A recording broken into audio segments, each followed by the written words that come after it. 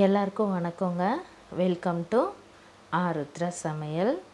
இன்றைக்கி நம்ம north side செய்யக்கூடிய ரொம்ப டிஃப்ரெண்ட்டான ஒரு சிக்கன் கிரேவி செய்ய போகிறோங்க. ரொம்ப நல்லா இருந்தது. வாங்க எப்படி செய்யலாம் அப்படிங்கிறத பார்க்கலாம். இந்த மாதிரி ஒரு முறை நீங்களும் செஞ்சு சாப்பிட்டு பாருங்கள். இப்போ 1/2 கிலோ சிக்கனை நம்ம கழுவி எடுத்து சுத்தமாக வச்சுக்கலாங்க. அது கூட ஒரு 1/2 டீஸ்பூன் மஞ்சள் தூள், 1/2 டீஸ்பூன் மிளகாய் தூள், கொஞ்சமாக உப்பு எல்லாத்தையும் சேர்த்து நல்லா மிக்ஸ் பண்ணி விட்டுருங்க. இந்த மாதிரி மிக்ஸ் பண்ணி வச்சதுக்கப்புறமா நம்ம இப்போ வடைச்சட்டியில் நல்லா ஒரு 3 ஸ்பூன் அளவு எண்ணெய் விட்டுக்கோங்க. எண்ணெய் விட்டுட்டு நம்ம கலந்து வச்சுருக்கிற சிக்கனை எடுத்து அந்த எண்ணெயில் போட்டு நல்லா பொரித்து எடுத்துருங்க. இந்த அளவுக்கு நல்லா தனித்தனியாக ஊற்றி விட்டு போட்டு நம்ம நல்லா பொரித்து எடுக்க போகிறோம். இது எதனால் இப்படி செய்கிறாங்கன்னு தெரியலைங்க. ஆனால் கிரேவி வச்சு சாப்பிட்டு பார்க்கும்போது ரொம்ப டேஸ்ட்டாக இருந்துச்சு சிக்கனு. இந்த மாதிரி ஃப்ரை பண்ணி செய்கிறது ரொம்ப நல்லா இருக்குங்க. நீங்களும் செஞ்சு பாருங்கள். இப்போ நம்மளுக்கு இந்த அளவுக்கு இருந்தால் போதுமானது. இது ஒரு 3 நிமிஷத்துலேயே ரெடி ஆயிரும். இப்போ நம்ம இது நல்லா ஃப்ரை ஆயிடுச்சு. இப்போ நம்ம இதை ஒரு தட்டுக்கு மாற்றிடலாம்.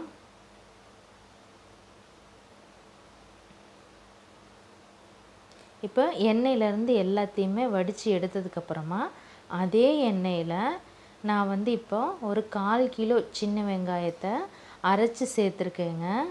அதே எண்ணெயில் சேர்த்திக்கோங்க. நீங்கள் வேறு எண்ணெயெல்லாம் மாற்ற வேண்டிய அவசியம் இல்லை. இப்போ நார்த்து சைடெல்லாம் சின்ன வெங்காயம் கிடையாதுங்க. ஒன்லி பெரிய வெங்காயம் மட்டும்தான் யூஸ் பண்ணுவாங்க. ஆனால் நம்ம ஊரில் சின்ன வெங்காயம் இருக்கு இல்லையா, கிரேவிக்கோ குழம்புக்கோ எல்லாத்துக்குமே பார்த்திங்கன்னா நான்வெஜ்ஜை பொறுத்த வரைக்கும் சின்ன வெங்காயத்தை நம்ம அரைச்சி சேர்த்துக்கிட்டோம் அப்படின்னா குழம்பாக இருந்தாலும் சரி, கிரேவியாக இருந்தாலும் சரி ரொம்ப நல்லா வருங்க. அதனால தான் நான் பெரிய வெங்காயத்தை யூஸ் பண்ணாமல் சின்ன வெங்காயத்தை நான் அரைச்சி சேர்த்துருக்கேன். நீங்களும் இந்த மாதிரி செஞ்சு பாருங்கள். இல்லை நீங்கள் சின்ன வெங்காயம் யூஸ் பண்ண மாட்டீங்க அப்படின்னா நீங்கள் பெரிய வெங்காயத்தை அரைக்காமல் நறுக்கி கூட நீங்கள் சேர்த்துக்கலாம். அதுவும் ரொம்ப நல்லாயிருக்கும். இப்போ நீங்கள் நல்லா வதக்கி விடணும். இப்போ இந்த ஸ்டேஜில் நம்ம 1 ஸ்பூன் அளவுக்கு நெய் விட்டுக்கலாம். நெய் விட்டு நல்லா வதக்கி விடுங்க. இது நல்லா வதங்க தான் அந்த பச்சை வாசனை போய் ரொம்ப நல்லாயிருக்கும். நல்லாவே வதங்கணுங்க. நல்லா ஓரத்தில் இருக்கிறது எல்லாத்தையுமே எடுத்து விட்டு நல்லா வதக்கி விடுங்க. இப்போ நம்மளுக்கு வதங்கிறதுக்கு லேட் ஆகும் அப்படின்ற பட்சத்தில் நம்ம கொஞ்சமாக உப்பு சேர்த்து கூட நம்ம வதக்கலாம். உப்பு சேர்த்து நீங்கள் வதக்குனீங்க அப்படிங்கன்னா ரொம்ப சீக்கிரமாகவே வதங்கிடும். ஓரத்தில் இருக்கிறது எல்லாத்தையுமே எடுத்து விட்டு நல்லா வதக்கி விடுங்க. இல்லைன்னா அடி பிடிச்சிரும். இப்போ நம்ம லைட்டாக உப்பு தூவிக்கலாம். இதுக்கப்புறமா ஒரு 2 ஸ்பூன் அளவுக்கு இஞ்சி பூண்டு பேஸ்ட்டு அரைச்சி வச்சுருக்கேங்க. அதையும் சேர்த்து நல்லா வதக்கி விடுங்க. நல்லா பச்சை வாசனை போகிற அளவுக்கு நல்லா வதக்கணும். இப்போ நம்மளுக்கு இது வதங்கியாச்சு. இப்போ நான் ஒரு 3 தக்காளி, பெரிய தக்காளி தாங்க, 3 தக்காளி அளவுக்கு நான் அரைச்சி பேஸ்ட்டாக எடுத்து வச்சுருக்கேன். அதை இதோடு சேர்த்து நல்லா மிக்ஸ் பண்ணி விடுங்க. தக்காளி வெட்டி சேர்த்துக்கிறத விட அரைச்சி சேர்த்திங்கன்னா குழம்புக்கு ரொம்ப நல்லாயிருக்கும். ஒரு முறை இந்த மாதிரி கூட ட்ரை பண்ணி பாருங்கள். இப்போ நல்லா ஓரத்தில் இருக்கிறது எல்லாத்தையும் எடுத்து விட்டு நல்லா கொதிக்க விடுங்க. இப்போ நம்ம ஒவ்வொரு பொருள் சேர்க்கும் போதுமே ஒரு 5 நிமிஷம் 7 நிமிஷம் இந்த மாதிரி நம்ம வதக்கும்போது அதனுடைய டேஸ்ட்டு நம்மளுக்கு நல்லா கூடி வரும். அந்த தண்ணி நம்மளுக்கு இஞ்சணுங்க. நீங்கள் நல்லா மிக்ஸ் பண்ணி விட்டுருங்க. அதுவே கொஞ்சம் நல்லா சுண்டி வரும். மறுபடியும் ஒரு தடவை நல்லா இந்த மாதிரி கிளறி விட்டுட்டீங்க அப்படின்னா நம்மளுக்கு இந்த அளவுக்கு பேஸ்ட்டு மாதிரி கிடைக்கும். இதை பாருங்கள். இப்போ இதுதான் நம்மளுக்கு கரெக்டான பதம். இந்த சமயத்தில் நம்ம மசாலா எல்லாத்தையும் நம்ம சேர்த்துக்கலாம். ஒரு 2 ஸ்பூன் அளவுக்கு மல்லித்தூள், 1/2 ஸ்பூன் அளவு மிளகாய்த்தூள், 1 ஸ்பூன் அளவு கரம் மசாலா, 1/2 டீஸ்பூன் வந்து சீரகத்தூள், கொஞ்சமாக மஞ்சள் தூள் எல்லாத்தையும் சேர்த்து நல்லா மிக்ஸ் பண்ணி விடுங்க. மசால் எல்லாமே நல்லா சேர்கிற மாதிரி மிக்ஸ் பண்ணி விட்டதுக்கப்புறமா 1 கப்பு அளவுக்கு நீங்கள் தயிர் சேர்த்திக்கோங்க. தயிர் வந்து உங்ககிட்ட வந்து இந்த நல்லா நைஸ் பண்ணிக்கிற மாதிரி ஏதாவது ஒன்று இருந்ததுனாலோ இல்லைன்னா மிக்சியில் போட்டு கூட நீங்கள் அடித்து எடுத்துக்கோங்க.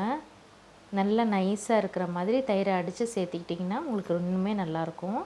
இப்போ வந்து ஒரு 3லேருந்து ஒரு 4 ஸ்பூன் அளவு தண்ணி விட்டு நல்லா ஒரு கொதிக்க விட்டுருங்க. அப்போ தான் நல்லாயிருக்கும்.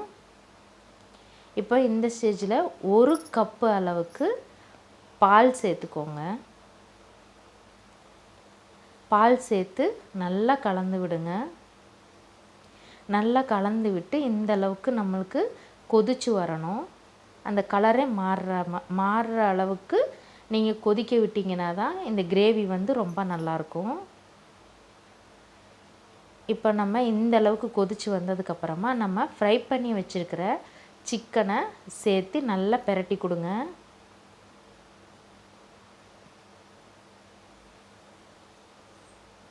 நல்லா பிரட்டினதுக்கப்புறமா இப்போ நம்ம தேவையான அளவு தண்ணி ஊற்றிக்கலாம். உங்களுக்கு வந்து கிரேவி பதம் வேணும் அப்படின்னா நீங்கள் கம்மியாக தண்ணி சேர்த்துக்கோங்க. இல்லை குழம்பு மாதிரி வேணும் அப்படின்னா நீங்கள் வந்து அதிகமாக தண்ணி சேர்த்துக்கோங்க. நான் 2யுமே காமிக்கிறேன் எப்படி இருக்கும்னு. இப்போ நான் அதிகமாக கொஞ்சம் தண்ணி ஊற்றிருக்கேன். ஒரு 5 நிமிஷம் மூடி வச்சு திறந்து பார்த்தீங்க அப்படின்னா இந்த மாதிரி குழம்பு வர அளவுக்கு நல்லாயிருக்கும்.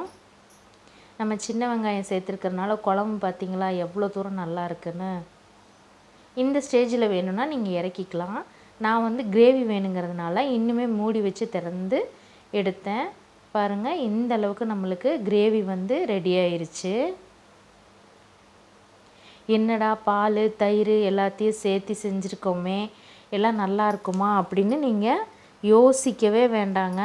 கிரேவி ரொம்ப ரொம்ப சூப்பராக இருந்தது. நாங்கள் செஞ்சு சாப்பிட்டும் பார்த்துட்டோம். உண்மையாகவே நல்லா இருந்தது.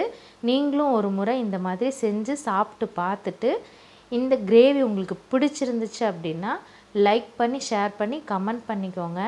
மறக்காமல் சப்ஸ்கிரைப் பண்ணிக்கோங்க. சப்போர்ட் பண்ணுங்கள் ஃப்ரெண்ட்ஸ். சமைச்சு சாப்பிட்டு பார்த்துட்டு மறக்காமல் கமெண்ட் பண்ணிடுங்க. Okay, bye friends.